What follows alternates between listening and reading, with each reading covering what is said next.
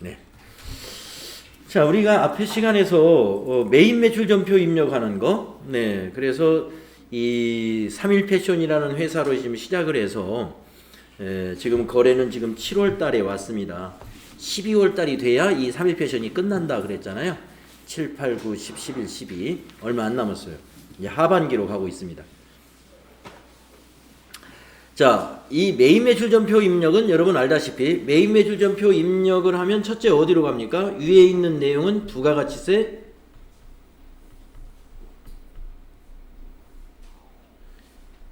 신고 관련 서류로 기입이 된다. 위에 입력한 거. 유형 입력하고 품명 입력하고 뭐 공급가액 입력하고 했던 거 기억나시죠? 네. 그 다음에 또 밑에가 있죠. 밑에 아래쪽 분계 내용. 하단의 분계 내용은 어디로 가요? 분계 내용은 우리 일반 전표가 그렇듯이 회계장부로 갑니다. 회계장부로.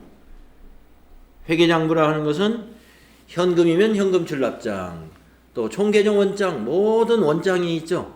또 거래처 코드 넣은 것은 거래처 원장, 또 어음 자금 관리한 것은 받으러옴 기입장, 지급어음 기입장 이런 곳에 관련 회계장부로 전부 갑니다. 그래서 이 회계장부가 만들어지는 것은 여러분이 이제 어느 정도 이해를 하셨단 말이에요. 전표 입력하면 회계장부 어디에 간다. 원장도 조회해보고 뭐 일개장도 조회해보고 그동안 현금 출납장도 조회해보고 예, 많이 해봤습니다. 그래서 이제 우리가 이 메인 매출 전표 입력했을 때 예, 주로 이 중심으로 우리가 입력한 이 전표가 부가가치세 신고 서류에 어디에 기입되는가 그걸 여러분이 볼 줄 알아야 돼요. 자, 그래서 오늘은 두 번째 거 입력해 보겠습니다. 자, 거래명세서에 의해서 전자세금 계산서를 발급 전송하시오 하는 문제입니다. 자, 밑에 내용을 보니까 데일리룩에다가 여성 자켓이라는 상품을 현금으로 매출했다. 내용은 이런 내용이다 하는 내용입니다. 그러면 우리가 분계를 쓸 줄 알아야 됩니다. 그랬죠? 네, 분계 한번 써보도록 하겠습니다. 그러면 날짜가 이게 며칠인가요? 네, 7월 15일이죠. 자, 7월 15일 날 분계 한번 생각해 볼까요? 차변과 대변으로 나누어서 분계를 한번 생각해 보겠습니다. 자, 현금으로 매출했습니다. 그러면 차변에는 현금이죠. 얼마가 현금이 들어왔을까요? 네, 5,500만 원 들어갑니다. 그래서 차변에는 현금 5,500만 원 차산 증가가 있겠습니다. 자, 대변을 보도록 하겠습니다. 대변. 자, 상품을 팔면 먼저 상품 매출이라는 수익이 발생하고요. 상품 매출 수익. 그리고 우리가 상품을 매출하면서 거래처로부터 받아놓은 부가가치세가 있습니다. 근데 이거는 우리 회사의 수익이 아니니까 뭘로 봐야 돼요? 예, 부가세 예수금이라는 부채로 봐야 된다 그랬죠. 부채 증가. 요 분계 잊지 마세요. 예. 이 분계를 말입니다. 이 전표 입력만 그냥 하면은 자꾸 잊어버려요. 왜냐면 자동 분계가 되니까 분계를 어떻게 했는지 머릿속에 기억을 못해요. 그러면 안 됩니다. 우리 시험 보시는 분들은 이 분계를 기억하셔야 돼요. 그래서 수익이 5천만 원이고 상품 매출 부가세 예수금 부채가 500만 원이다. 매출세액은 부채다. 이거. 매출세액은 우리 회사 수익이 아니에요. 예. 그러니까 회계를 처리하시는 분은 아, 매출세액이 발생했다. 아, 이건 돈은 우리 회사 부채구나 하고 이제 부채로 인식해가지고 부가세 세금 내는 날 이걸 납부세액으로 계산할 때 이 납부세액에서 공제세, 납부세액이란다. 이게 매출세액에서 우리가 매입할 때 부담했던 매입세액을 공제해가지고 세금을 내는 걸로 아신다 이거예요. 근데 부가가치세 공부를 안 하신 분들은 어떻게 생각할까요? 만약에 우리 회사 사장님이 부가가치세 공부를 안 했어요. 그러면 사장님은 이것을 수익이라고 생각한단 말이에요. 잘못된 생각이죠? 이걸 수익이라고 생각하니까 나는 세금을 엄청나게 내고 사업을 한다. 이렇게 오해를 하고 있다 이겁니다. 예. 사장님들이 부가가치세 공부를 해야 되는 이유가 바로 그겁니다. 매출세액이 왜 회사 수익이냐? 아니다. 왜? 누가 부담했어요? 매입자가 부담했어요. 매입자가 부담한 세금을 매출자는 거래징수 해가지고 그 돈을 가지고 있다가 우리 회사가 부담했던 매입세액은 빼가지고 순수하게 내가 부담한 거 다 빼고 나라에 바친다는 정도예요. 국가에 납부해야 될 세금만 딱 계산해서 낸단 말이죠. 사업자가 부담하는 세금은 하나도 없어요. 그런데 사장님들이 표현을 좀 잘못하고 계시는 거죠. 이번 4월 달에 부가세를 엄청 냈다는 거예요. 엄청 낸 사람은 사업이 엄청 잘 된 사람입니다. 그건 무슨 뜻이에요? 매출세액이 많았고요. 매입세액은 조금밖에 없었던 거예요. 그건 뭐냐? 조금 사가지고 많이 팔았다는 얘기니까 장사를 너무 잘한 거죠. 네. 그래서 우리가 이 부가가치세 이론을 좀 아시는 분들은 이 부가가치세 세금 내고 내가 세금 많이 냈다 그런 표현을 안 합니다. 부가가치세 많이 낸 것은 우리 회사가 그만큼 사업이 잘 된 겁니다. 사업이 잘 된 거예요. 부가가치세라는 건 부가가치에 대해서 내는 세금이니까 우리 회사가 부가가치를 많이 발생시켰구나. 많이 발생시켰구나 이거예요. 그게 무슨 얘기냐면 100원어치를 사가지고 10,000원어치를 만들어서 팔았다 이거예요. 이 부가가치가 얼마예요? 9,900원이에요. 9,900원이 부가가치예요. 이 사람의 사업자.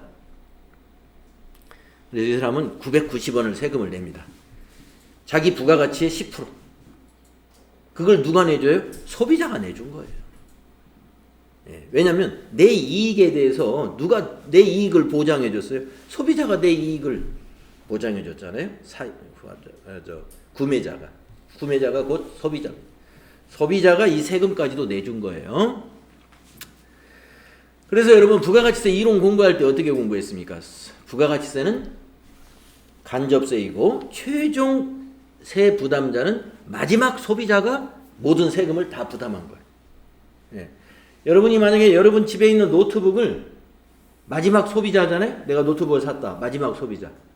그 마지막 소비자가 공장에서부터 중간에 대리점 거친 거, 그 모든 사업자의 부가가치에 대한 세금을 마지막 소비자가 다 낸 거예요. 아시겠죠? 그래서 간접세라고 하는 것입니다. 자, 어떤 사업자는 100원에 사가지고 1,000원에 팔았어요. 이 사람은 10,000원에 팔았는데, 그러면 이 사업자의 부가가치는 900원밖에 안 해요. 그러면 세금은 얼마 내느냐? 90원만 냅니다. 그러니까 자, 이게 A라는 사장이고 여기 B라는 사장인데 A라는 사장은 이번 세금 90원밖에 안 냈어요. 100원 투입했는데 세금은 90원밖에 안 냈어요. 자, B라는 사업자는 100원 투입했는데 세금을 9,900원이니까 990원 냈습니다. 990원. 이 사람이 10배를 냈어요. 10배를 낸 이유는 뭐예요? B라는 사업자가 아주 사업을 잘한 거예요. 부가가치가 10배 큰 거예요. 100원짜리를 가지고 10,000원어치를 팔았잖아요. 부가가치를 아주 많이 창출한 겁니다.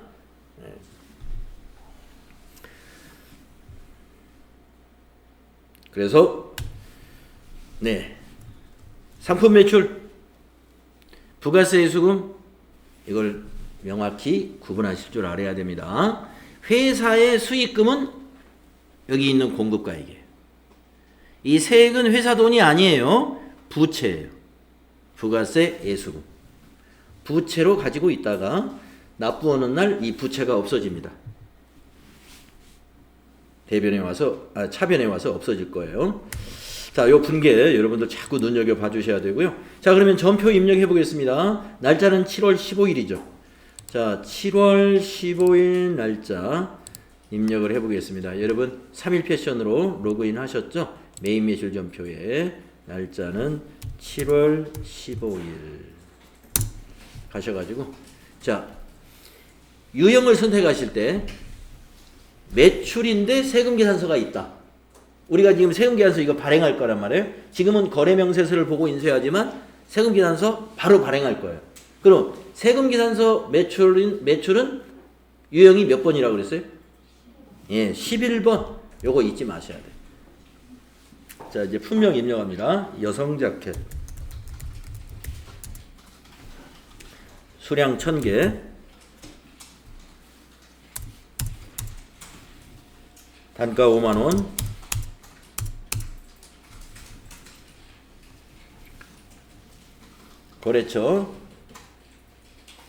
거래처가 이게 어딘가요? 데일리룩. 네, 데일리룩. 거래처 데일리룩.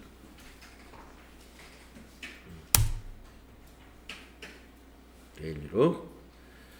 전자세금은 비워둬야 되죠. 우리가 발행하려 되면 비워둔다. 자, 분계를 생각해 보겠습니다. 현금으로 매출했다. 그러면 밑에 메시지 보시면 현금은 1번이다. 여기다 1 입력하시면 자동 분계 일어나요. 네, 입금전표가 작성이 됐죠. 차변에 현금 두 개다. 대변에 부가세 예수금, 대변에 상품 매출. 조금 전에 우리 분계 썼던 내용 이것과 똑같잖아요. 차변에 현금이고 대변에 상품 매출, 부가세 예수금. 그래서 우리가 써보는 이유는 여기다 현금 분계했을 때 여기 분계가 자동으로 되니까 이게 눈에 쏙 넣고 가야 되는데 안 넣고 가가지고 자꾸 잊어버리기 때문에 여러분 분계를 써보셔라 하는 겁니다. 자, 이제 세금계산서 발급 전송하러 가겠습니다. 자, 어디로 가느냐? 전체 메뉴 가셔가지고 전자세금계산서 발행 및 내역관리 이쪽으로 가요.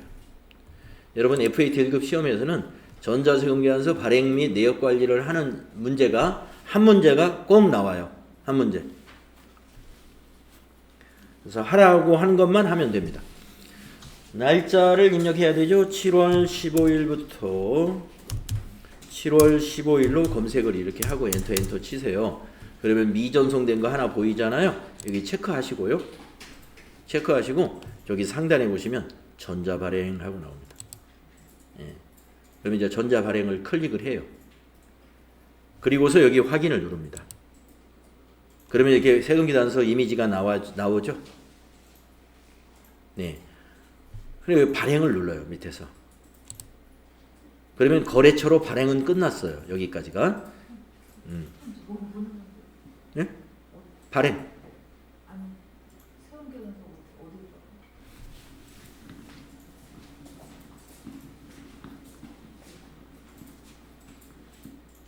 메인 매출 전표 아니지. 메인 매출 전표는 이제 놔두고 여기 전체 메뉴 눌러서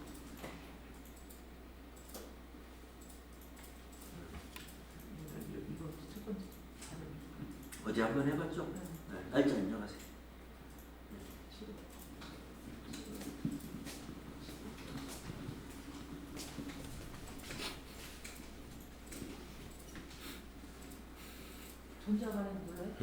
전자발행. 여기 체크를 해야지. 여기 체크를 해야지. 체크하고. 전자발행 누르면 이게 발행 누르고, 자 확인 누르면 여기에 확인 요청. 이 사람에게 전송이 됐다 이런 뜻입니다. 국세청에는 발행 대상. 그래서 우리가 이제 그 실제 실무용 프로그램은 발행을 국세청에 전송은 이 프로그램이 자동으로 해줘요. 그런데 여러분 시험 볼 때는 자동으로 해주기를 기다리는 게 아니라 시험 보는 날 이걸 눌러야 돼요. 아카데미 전자세금계산서 눌러가지고 빌36524.com이라는 이 웹사이트 가상으로 보입니다. 거기에서 로그인 눌러요. 그런 다음에 미전송을 체크하고 여기 미전송 그리고 매출 조회를 눌러야 이게 조회가 돼요. 거기에서 발행이라는 단추 누르면 돼요. 그러면 발행이 완료되었습니다. 나오거든요. 그러면 확인 눌러요. 데이터가 없습니다. 발행됐으니까 없는 거예요. 확인. 그리고 이제 다 닫으면 돼요. 이것도 닫고 전자세금계산서 발행도 닫고 그럼 매입 매출 전표 나오죠? 예, 7월 15일에서 다시 엔터 해보면은 여기에 아까 비워두었던 전자세금란에 전자 발행되었다라는 의미로 전자 발행하고 보면 잘 된 것이다.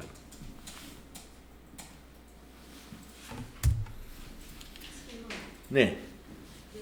어제 코디나라는 네. 부분에 청구라고 나와 있고 예. 지금 방금 한 데일리 영수라고 나오거든요. 예, 영수는 돈을 받았다는 뜻입니다. 청구는 아직 안 나왔어요. 예, 청구는 외상이다라는 뜻이고요. 그래서 영수로 발행되는 게 맞아요. 이거만큼.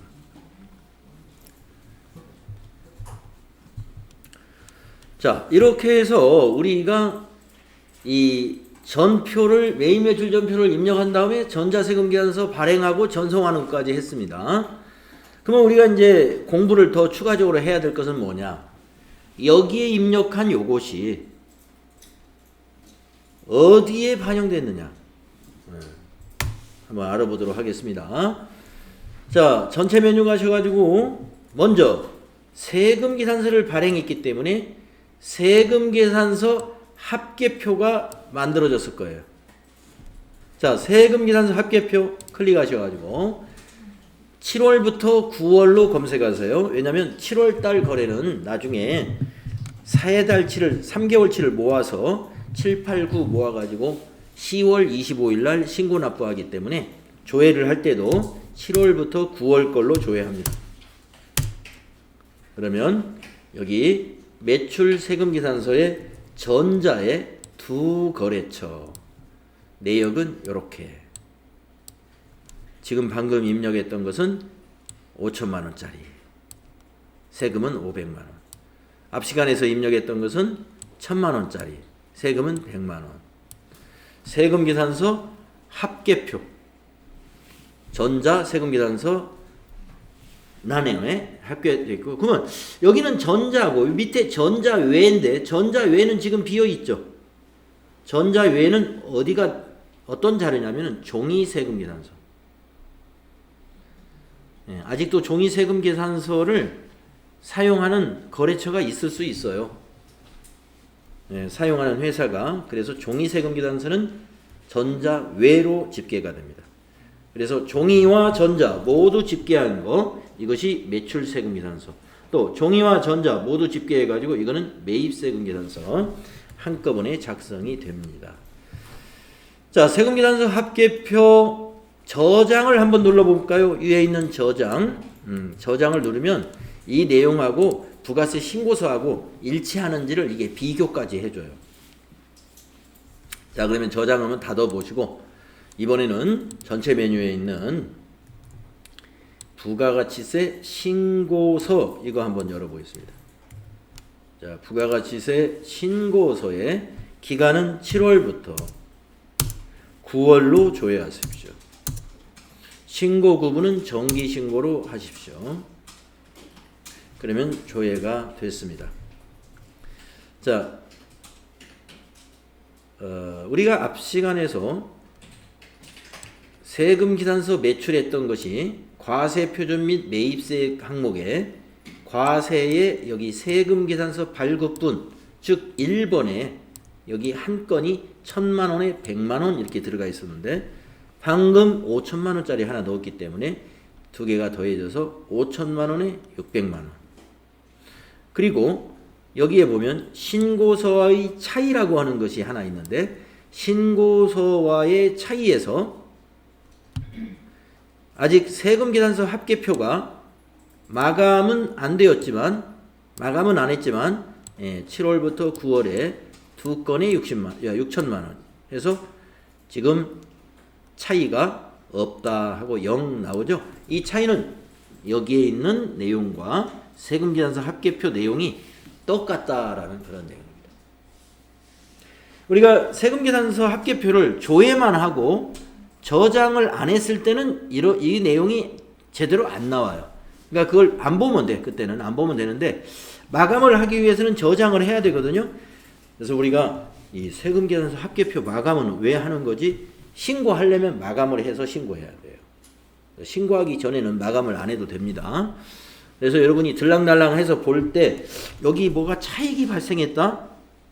신고서하고 왜 차이가 나지?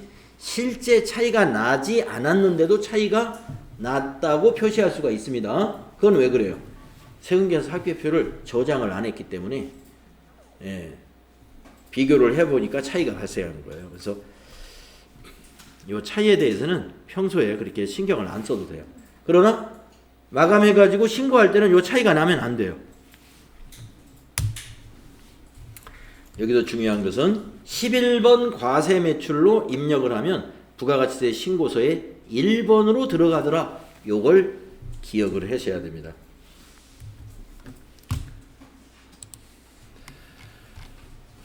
자, 그래서 여기 지금 3번 문제는 전자세금계산서 발행 및 내역관리를 하라는 문제인데 우리가 이미 다 했어요.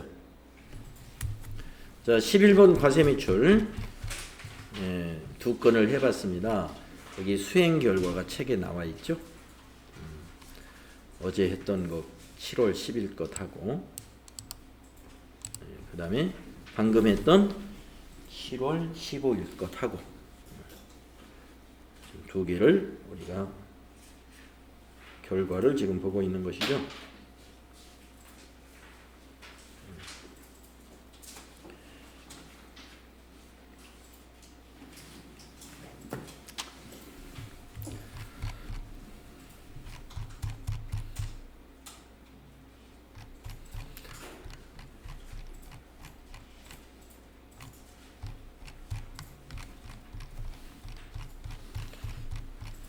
계속 그 결과입니다. 자, 수행 팁을 한번 봅시다. 217페이지 밑에 보시면은요, 수행 팁이라는 내용이 있는데, 270페이지. 아니, 270이 아니라?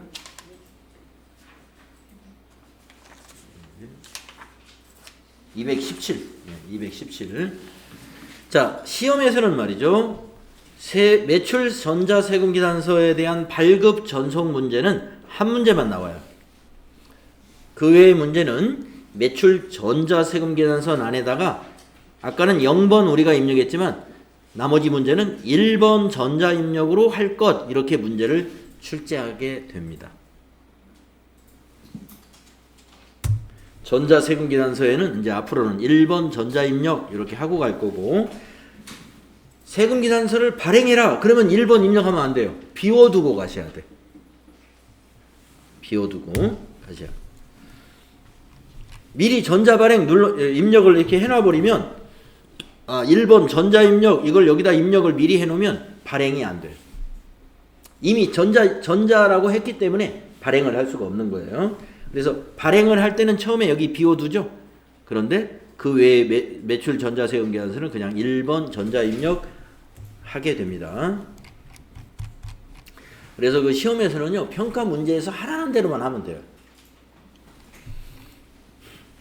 자, 전자세금계산서를 발급하고 전송했는데, 아차! 하자마자, 이거 실수였구나. 취소해야지. 취소를 하라는 문제는 나오지는 않습니다만은, 여러분이 혹시 연습하시다가 취소할 일이 있다 그러면, 역순으로 하는 겁니다. 역순. 역순은 뭐냐? 여러분 마지막에 했던 게 뭐냐면 전송했던 거죠. 국세청 전송. 그래서 국세청 전송에 가가지고 취소를 먼저 해요. 그 다음에 거래처에 발급했던 것을 발행을 취소를 또 해요.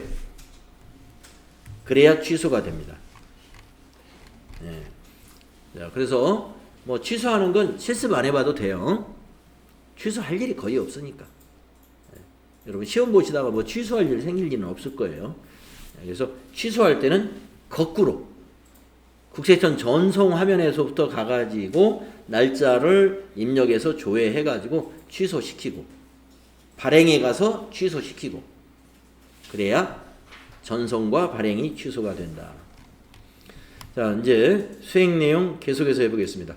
다음 자료에 메인 매출 전표 입력을 수행하시오.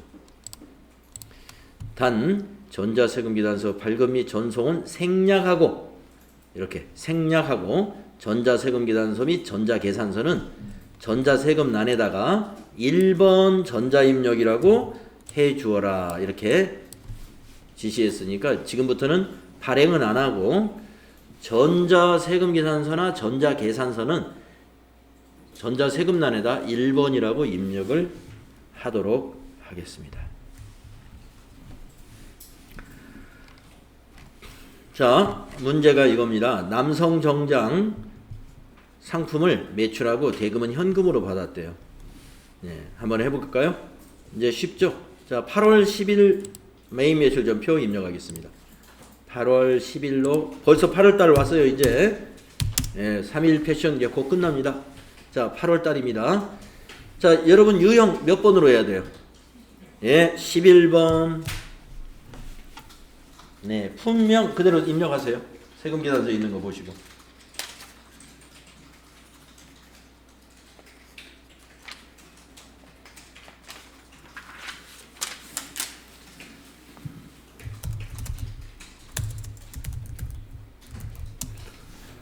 수량도 그대로 입력합니다. 단가도 그대로 입력하세요. 그리고 코드란에 와가지고 어디를 어느 회사를 입력해야 됩니까? 코디나라. 코드에다가 코디 해가지고 1001번 검색해. 전자세금에서는 1번.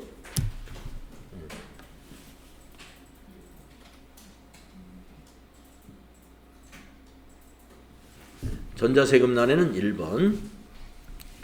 분계. 현금으로 받았습니다. 그러면 현금 분계하는 게 좋아요. 1번 하면은 차변의 현금, 대변의 부가세 수금 300만원, 상품 매출 3천만원. 자, 그러면 가보진 않겠는데, 자, 이 부분에서 요게 전자 입력이니까 세금계산서 합계표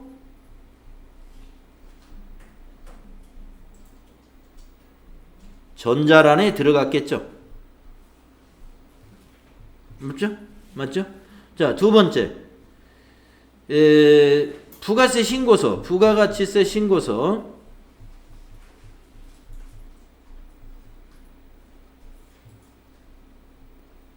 어디에 들어갔을까요? 아까 그 자리가 어디였죠? 매출세액과 과세표준. 과세표준 및 매출세액의 1번에 들어갔죠? 맨 위에 꼭대기 1번. 그 위치 기억나시죠? 그걸 자꾸 떠올리셔야 돼. 아, 내가 이 전표를 입력하면 어디에 이게 반영됐을까? 이 윗부분은. 네. 자, 부가가치세 신고서에는 조회를 눌러보면요. 제가 대신 봐드릴게요. 여기 1번에. 여기가 어디예요? 과세표준 및 매출세. 거기에 9천만 원으로 바뀌어요. 이렇게. 900만 원, 9천만 원. 그 다음에 아까 봤던 세금계산서 합계표 7월부터 9월을 조회해보면 데이터를 새로 반영하시겠습니까? 예, 새로 반영해야 되겠네요. 그러면 이제 세 건, 세 매로 이렇게 금액이 늘어났습니다. 어디에 반영되는가를 봤고요. 자, 여러분 같이 하나 또 볼 게 있습니다. 자, 우리가 여기 있는 장부 중에서 메인 매출 전표에 입력한 것만 별도로 들어가는 장부가 하나 있는데 그게 여기에 있는 메인 매출장이라고 하는 거예요. 메인 매출장. 거기 한번 들어가 보세요. 메인 매출장. 자, 메인 매출장 보는 방법 같이 한번 해보겠습니다. 자, 여기는 우리가 7월부터 입력했으니까 7월부터 9월로 한번 입력해 볼까요? 7 엔터 엔터 9 엔터 엔터. 9분에 뭐가 있는지 한번 보세요. 매입과 매출이 있죠? 우리는 매출만 입력했어요. 그러니까 매출을 보겠습니다. 그러면 과세 유형이 왔습니다. 과세 유형의 목록을 눌러보세요. 11번, 12번, 13번, 14번 이렇게 유형이 딱 있죠? 우리는 11번만 입력했어요. 그래서 11번만 보일 겁니다. 자, 11번 과세. 그리고 엔터 해보세요. 그러면 우리가 7월 달에 11번 과세 매출 2건, 8월 달에 11번 과세 매출 1건, 그래서 누계 총 3건, 세금계산서, 세매, 공급가액 9천만원에 부가세 900만원, 합계 9,900만원 이렇게 유형별로 장부를 조회해 보는 것이 메인 매출장입니다. 그러니까 메인 매출장은 메인 매출 전표에 입력한 것만 따로 장부가 만들어지는 게 메인 매출장입니다. 일반 전표에 입력한 것은 메인 매출장에 안 와요. 유형별로 뭔가를 조회해 볼 때 메인 매출장을 조회하시면 됩니다.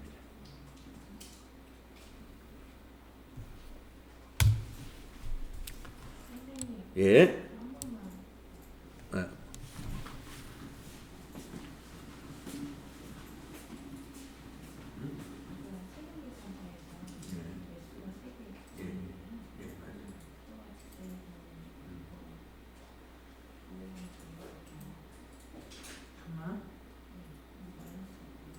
그러니까 부가가치세 신고서에 왜 안 갔을까요? 부가가치세 신고서를 다시 한번 가보세요. 거기서 조회를 한번 눌러보십시오. 여기서 아니오를 해요. 네, 그래야 새로 작성돼요. 얘를 하면은 지난 시간에 저장된 것이 불러질 거예요. 네.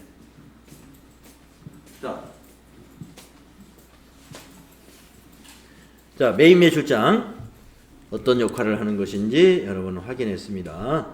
자, 다음 수행 2번을 또 해보겠습니다. 여성정장 원피스를 외상으로 매출했다. 복수거래를 입력해라. 복수거래로 입력해라.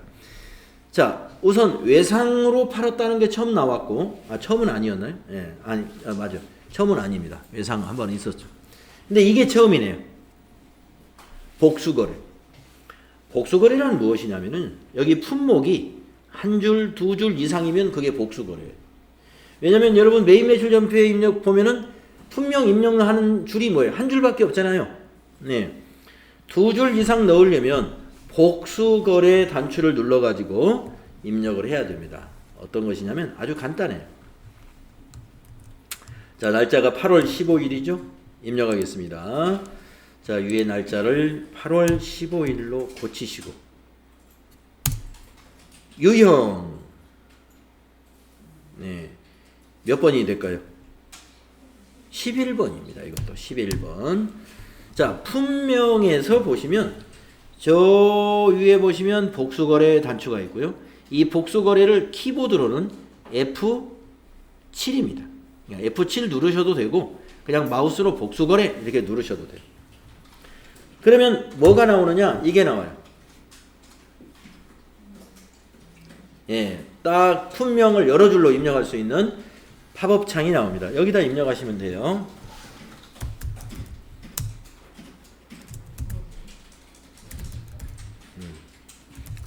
여성정장 20개 50만원 엔터 엔터 엔터 원피스 20개 20만원 엔터 하고 나서요. 이제 이렇게 입력하고 나서는요. 탭키를 눌러도 되고 마우스로는 확인 단추를 눌러도 되고 예. TAB 탭을 누르거나 마우스로 확인 단추를 누르면 이쪽으로 쏙 들어가고 품명이 뭐라고 나오냐면 여성 정장 외라고 이렇게 표시가 돼요. 세금 계산서를 발행할 때는 분명히 우리가 입력한 두 줄 다 나와요. 세금계산서에는. 전표에서만 이렇게 여성 정장 외라고 하는 거죠. 그리고 이제 합계 확인해 보시면 돼요. 154000 맞죠? 자, 이제 거래처 코드 입력합니다. 공급 받는 자가 멋쟁이니까 멋쟁이가 거래처고, 전자세금 계산서이니까 1번 해줘야 되고, 분계는 외상으로 매출했다 하니까 밑에 메시지에 보면 2번이죠. 그러면 밑에 분계가 자동으로 이렇게 일어납니다. 외상매출금 차변에 자산 증가 1540, 대변에 부가세 수금 부채 증가 140, 대변에 상품 매출 수익 발생 1400, 이렇게 말할 수 있어야 됩니다, 여러분. 네. 이 분계만으로 여러분이 이 거래를 이해했다고 볼 수가 없어요. 자, 분계가 됐으면 제가 만약에 자, 외상매출금 차변 이게 뭡니까? 자산 증가. 예. 거래의 결합관계로 이렇게 거래의 결합관계로 연결을 해야 돼요. 이 거래의 결합관계. 저 거래는 무슨 분계냐? 자산 증가, 그 다음에 수익 발생 이런 연결과 자산 증가, 부채 증가 이런 거래가 성립이 된 거죠. 차변 요소는 자산 증가, 대변 요소는 부채 증가와 수익 발생. 그런 거래의 결합이 있다. 자, 그러면 제가 여기서 질문 한번 해보겠습니다. 자, 여기에서 강정희 씨에게 먼저 질문을 한번 해보겠습니다. 손익계산서로 가야 될 것은 얼마가 손익계산서로 갈까요? 네, 여기 세 개 중에서 손익계산서에는 얼마가 갈까요?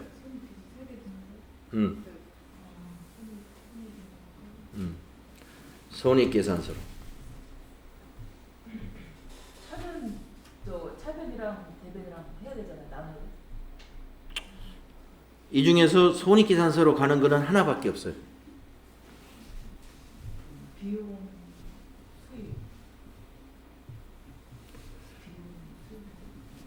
수익이요. 얼마가 가요? 그러니까. 1,400. 그렇죠.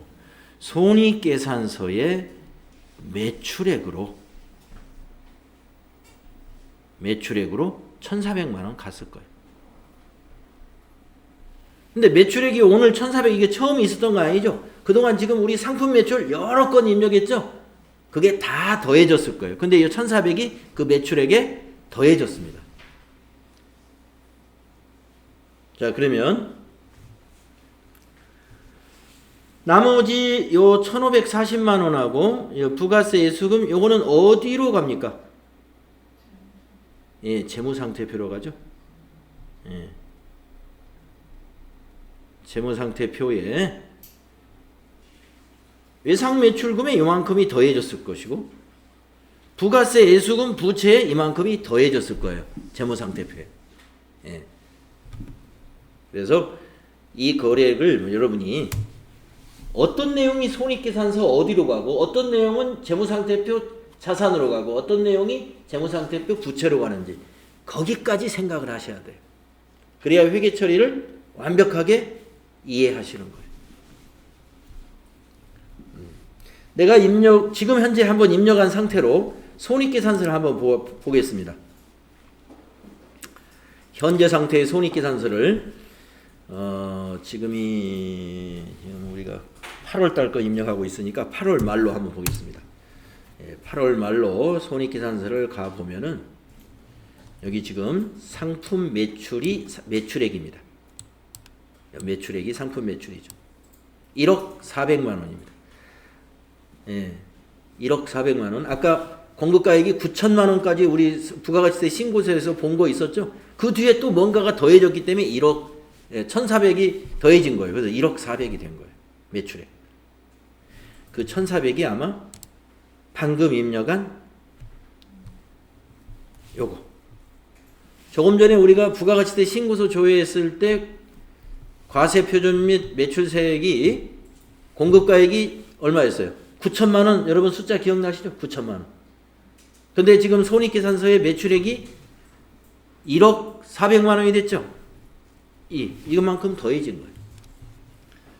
아, 부가가치세 신고서에 공급가액하고 손익계산서 매출액이 현재 똑같이 가고 있구나. 예, 똑같이 갑니다. 똑같이 가다가 어느 날 같이 안 갈 수가 있어요. 그때 제가 말씀해 드릴게. 예, 손익계산서에 매출액으로 안 가는 공급가액이 또 있어요. 매출액이 아닌 공급가액이. 지금까지는 전부 다 상품 매출이었죠. 그러니까 다 매출액이에요. 근데 우리가 회사가 파는 것이 항상 상품만 파는 게 아닙니다. 어쩌다가 다른 것을 파는 경우도 있어요. 그럴 때는 부가세는 내야 되니까 공급가액에는 가는데 우리 회사 매출액은 아니니까 매출액에는 안 들어가요.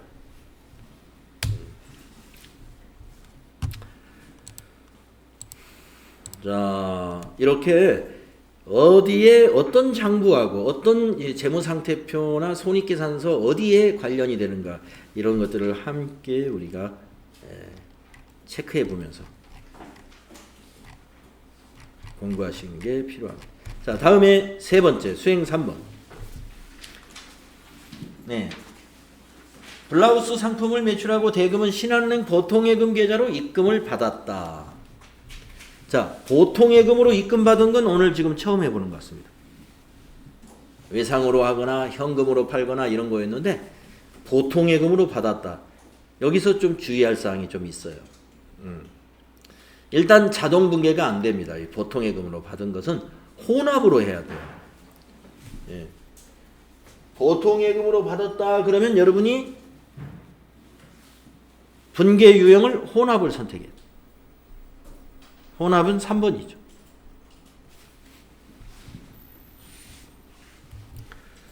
자, 그러면 8월 20일이니까요. 날짜 입력해 볼까요? 메인 매출 전표 가셔가지고 날짜를 8월 20일로 입력합니다. 유형은 몇 번일까요? 예, 11번. 유형이 제일 중요해요. 유형을 틀리게 입력하면 그 뒤에 거 다 틀리게 돼 있어요. 네, 품명에다가 블라우스 수량 100개 단가 6만원 거래처 코드 어디에요? 예, 신사로 검색해야 돼요. 신사숙녀 전자세금 계산서니까 1번 전자세금 계산서이기 때문에 1번 하는 겁니다. 예. 그 다음에 분계는 보통예금은 혼합으로 해라 이거예요. 밑에 보면은 보통예금이라는 거 없잖아요. 현금이냐 외상이냐 혼합이냐 카드나 이렇게 있어요. 카드 아니고 외상 아니고 현금 아닌 것은 다 혼합이에요. 그래서 3번 혼합. 자 보세요. 반자동이라고 그래요.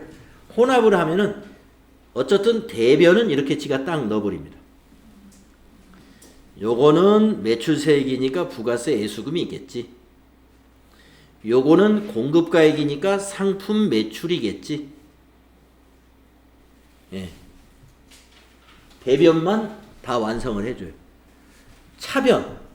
차변을 이제 수동으로 넣으면 됩니다. 자, 블라우스 상품 매출 맞죠? 그러니까 밑으로 내려와서 세 번째 줄에 차변. 차변은 우리 일반 전표 입력할 때 뭐였어요? 차변은 3번이었죠? 네, 3번 똑같아요. 보통예금을 입력해야 되죠? 보통으로 검색하면 103번이에요. 103번. 자, 입력하기 전에 밑에 보시면 이 거래처 코드나 적요를 변경을 위해서는 금액을 입력한 후에 탭으로 이동하고 사용해라 이런 말이 나오죠. 그러니까 여러분 여기다 이제 금액을 입력하고서요 엔터 치지 마시고 여러분 키보드에 있는 요 탭을 한번 눌러보세요. 자, 그러면 금액이 얼마냐? 보통 예금으로 받은 금액이 660만 원이죠. 6600 플러스 그리고 탭키를 딱 눌러라 이겁니다. 엔터를 치면 여기서 엔터를 치면 커서가 위로 올라가 버려요. 다음 줄로. 네, 그런데 탭을 치면 커서가 이쪽으로 갑니다. 거래처에 딱 와요. 자, 여러분, 이 매입 매출 전표 입력에서 마지막 수동으로 입력을 하고 마지막에 금액을 입력하고 나서는 항상 탭을 치세요. TAB. 예, 그게 좋아요. 그래가지고 여기서 거래처 바꿀 필요가 있으면 바꿔주고 차변 대변 일치하는지 잘 확인한 다음에 엔터로 지나가야 돼요. 물론 내가 여기서 그냥 엔터를 쳐가지고 커서가 올라가 버렸다. 그러면 다시 여기 혼합 눌러가지고 밑에 와서 다시 한번 확인을 해보면 됩니다. 확인을 했더니 이게 틀렸어. 여기가. 왜 틀렸을까요? 예, 보통 예금의 거래처는 꼭 은행으로 거래처를 바꿔야 됩니다. 일반 전표에서도 그랬죠? 예, 여기서도 마찬가지입니다. 그래서 신한은행 코드를 검색을 98002로 이걸 고치고 지나가야 4점 점수 제대로 맞아요. 이게 4점짜리예요. 이런 문제. 네? 자, 그러면 이제 상품 매출이 또 600만 원 늘었으니까 아까 1억 400에서 이제 1억 1000이 됐겠네. 이제 손익계산서 가보세요. 조회해 봤습니다. 네. 딱 1억 1000 매출액이 1억 1000으로 바뀌어져 있죠. 이렇게 입력하면서 즉각 재무상태표와 손익계산서까지 다 자동으로 만들어지는 거예요. 네. 저 8월에 네? 8월에 해야 돼? 손익계산. 이거요? 8월 전표 입력하고 있으니까 8월까지만 해도 되죠? 그렇기 때문에 옛날에는 말이죠. 손익계산서 중간에 한번 만들어 보려면 장부 다 마감해가지고 시산표 만들고 시간이 한참 걸려요. 그러니까 이게 아무 때나 손익계산서 쭉쭉 뽑고 그럴 수가 없어요. 예, 장부에 쓰기 바빠요. 그냥 일개표, 월개표 정도만 매일 만드는 건 일개표, 한 달에 한 번씩 만드는 건 월개표. 근데 지금은 어때요? 하루에도 몇 번씩 손익계산서 만들어 볼 수 있어요. 바로 컴퓨터 프로그램 덕분이죠. 이제 컴퓨터 프로그램이 이런 회계 업무에도 이렇게 혁명을 일으킨 거죠. 예, 혁명을 일으켜가지고 과거에 이 회계, 즉 격리부서의 장부를 맡은 사람들이 10명이 맡아서 해야 될 일을 지금은 혼자서 하고도 시간이 남아요. 예. 그러니까 똑똑한 사람 한 사람이 그냥 쫙 전산회계 공부 잘 해가지고 혼자 일을 다 해버립니다. 그러면 나머지 사람은 어떻게 했어요? 예, 나머지 사람은 다른 일을 지금 하고 있겠죠. 예, 다른 일을. 자, 그래서 옛날에 종이로 하는 일반 장부를 많이 했던 사람, 이런 사람은 전산회계 금방 배워요. 왜냐하면 누워 떡 먹기입니다. 이거는 옛날에 그 어렵게 했던 일이 전표 하나 입력해서 끝나는 거예요. 옛날에 부기는 전표 입력은 이제 장부의 시작에 불과한 거예요. 예. 뒤엔 일이 더 복잡하고 더 많습니다. 그런데 그 더 복잡하고 힘든 일이 다 자동화돼 버린 거예요. 자동화돼 버린 거죠. 그래서 우리 이 더전 프로그램을 쓰는 이런 이 프로그램 사용자는 뭐만 하면 돼요? 전표 입력만 정확히 할 수 있는 소양을 갖추면 그 뒤에 것은 거의 다 프로그램이 다 만들어주고 있습니다. 그러면 몰라도 되느냐? 어떻게 연결되는지를 알아야 되기 때문에 우리가 전표 입력한 것이 손익계산서 어디로 갔는가도 보고, 재무상태표에 어디에 그게 갔는가도 보고, 부가세 신고서라면 부가세 신고서에 어느 항목에 그게 들어갔는지, 세금계산서면 세금계산서 합계표 어느 난에 그게 집계가 됐는지, 이런 것은 볼 줄을 알아야죠. 예. 저는 이거 제가 한 게 아니라서 모르겠습니다. 예, 그거는 회계 실무자가 좀 많이 부족한 거예요. 그러니까 우리가 전표 입력하고서 관련된 장부를 다 이해해야 돼. 컴퓨터가 프로그램이 만들어졌지만 우리는 그것을 다 볼 줄 알고 해석해낼 줄 알아야 됩니다.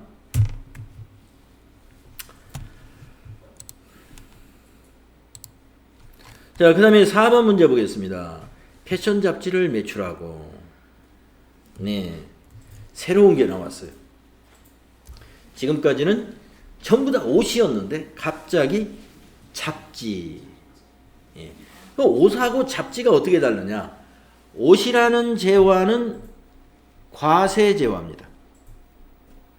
근데 여러분 부가가치세 이론 배울 때 아마 기억날 거예요.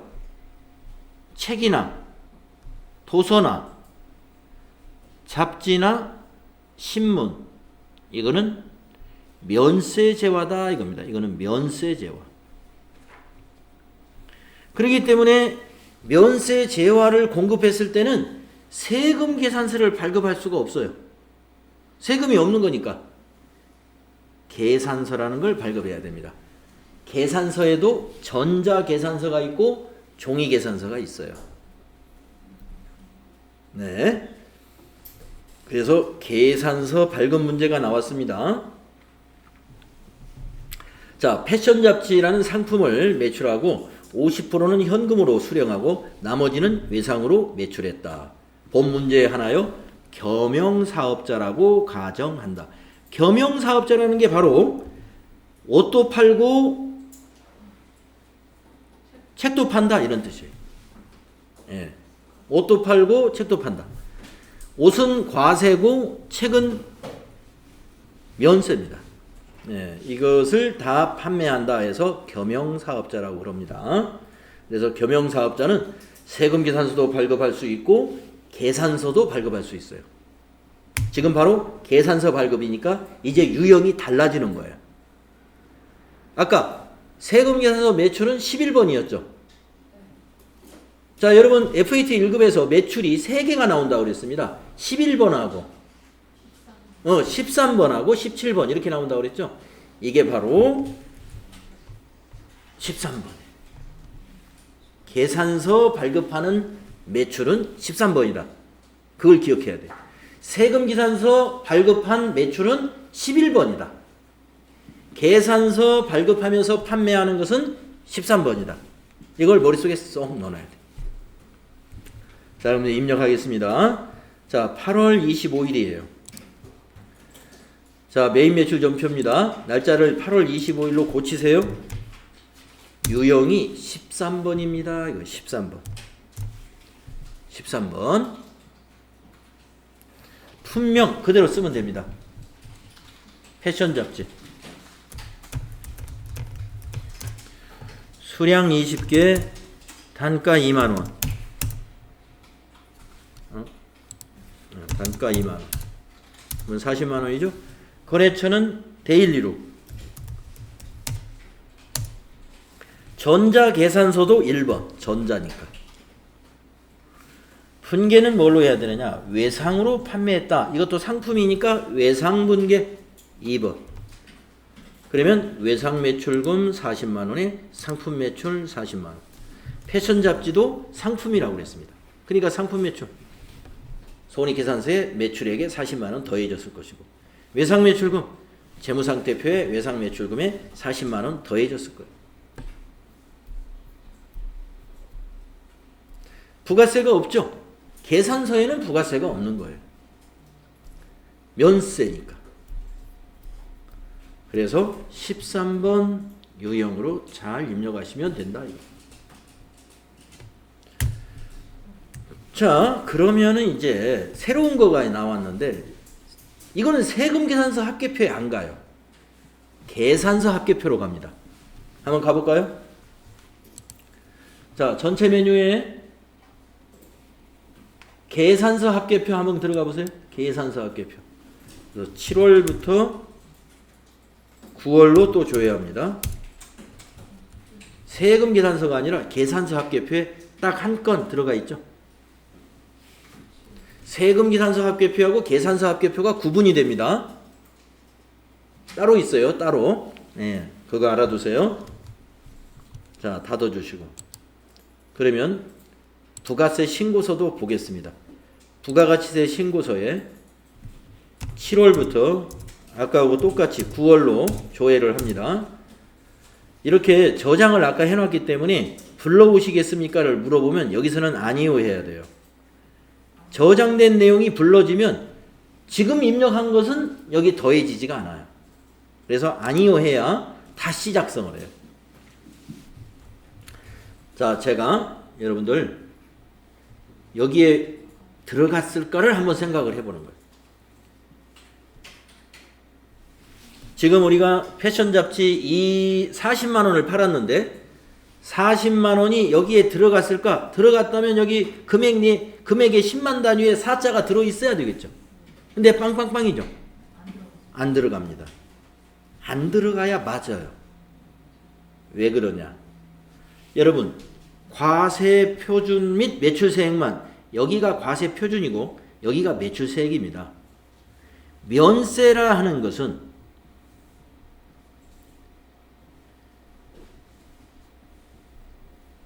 면세 매출은 면세는 과세가 아니죠. 그러니까 과세 표준이 아니기 때문에 이쪽에는 안 들어가야 돼요. 근데 면세 매출도 매출액이니까 손익계산서에는 갑니다. 자, 여러분은 이거 그냥 그대로 보고 있으세요. 자, 손익계산서에 가서 제가 조회를 눌러볼게요. 여기 보세요. 매출액에 40만 원 달라붙었죠. 근데 부가가치세 신고서에는 과세 표준에 없어요. 그래서 여러분은 뭘 알아야 되느냐? 면세 공급가액은 과세 표준이 아니다. 과세가 안 되니까. 여러분, 과세 표준이라는 것은 과세되는 재화나 용역의 공급가액이 과세 표준이에요. 과세되는 것만. 근데 이건 면세기 때문에 과세 표준에 안 들어가야 돼요. 그런데 영세는 들어가요. 여기 영세가 따로 있어요. 그래서 여러분, 과세 표준을 구하라 이런 문제 나오면 과세하고 영세만 더해야 됩니다. 면세 절대 더하면 안 돼요. 예. 이론 문제에서 아래 보기 중 과세 표준은 모두 얼마인가 이런 문제 잘 나옵니다. 그러면 여러분이 보기 쭉쭉쭉쭉 네모 박스에 있는 것 중에서 과세 고르고 영세 골라서 더하면 돼요. 면세를 더하면 안 돼요. 그러면 부가가치세 신고서에는 그러면 면세는 아예 기록이 안 되느냐? 뒷면에 기록이 되는데요. 뒷면을 보려면 여기 과표라는 걸 누릅니다. 과표 한번 눌러보세요. 면세 수입금액란이네 여기 있어요. 면세 수입금액, 면세 수입금액에 80번 해가지고 40만 원. 예, 면세 수익금액. 그러니까 수익금액이니까 손익계산서에 수익으로는 들어가는데 과세 표준은 아니니까 여기에는 안 집어넣은 거예요. 네, 그래서 면세 내용은 부가세 신고서에 아예 안 나타나는 건 아니고 과표라는 것을 누르면 여기에서 볼 수가 있어요. 볼 수 있는데 과세 표준은 아니다라는 것을 여러분이 기억하셔야 돼요. 면세는 과세 표준이 아니다. 아셨죠? 네. 자, 이렇게 해서 자꾸 이제 실무를 해보면 여러분이 왜 이론에서 그런 것들, 예, 뭐 과세, 면세, 또 영세율 이런 것들을 우리가 이제 구분을 했고 그것이 실무에 어떤 보고서에 어떻게 반영되는지 예, 이런 것들을 예, 알게 됨으로써 정확하게 이거 틀렸네요. 근데 50%만 현금인데 네, 좀 고치겠습니다. 이거 고치고 좀 쉬었다 할게요. 예, 우리가 아까 패션 잡지 전부 외상이 아니고 현금으로 반은 현금 받았어요. 이거 고쳐야 됩니다. 이걸 뭘로 고쳐야 될까요? 외상을. 그렇죠. 혼합으로. 지금 고치세요. 혼합으로 바꾸시고 그러면 상품 매출은 그대로 두고요. 수익 금액은 변하지 않아요. 밑으로 내려와서 3번 차변에 101번 현금이 50%니까 20만원 또 내려와서 또 차변. 나머지는 외상이니까 108번 외상 매출금 20만 원. 예, 이렇게 써야 됩니다. 예. 여러분, 제가 이렇게 수업하다가 실수하는 거 많이 있으니까 여러분이 따라 하시다가 제가 실수하면 바로 얘기해야 돼요. 네. 제가 실수 많이 합니다. 수업하면서. 잘 들어보셔야 돼요, 여러분이. 예. 틀린 것 같으면 바로 얘기해야 됩니다. 자, 여기까지 하고요. 10분간 쉬었다가 다음 시간에 이어서 계속 하겠습니다.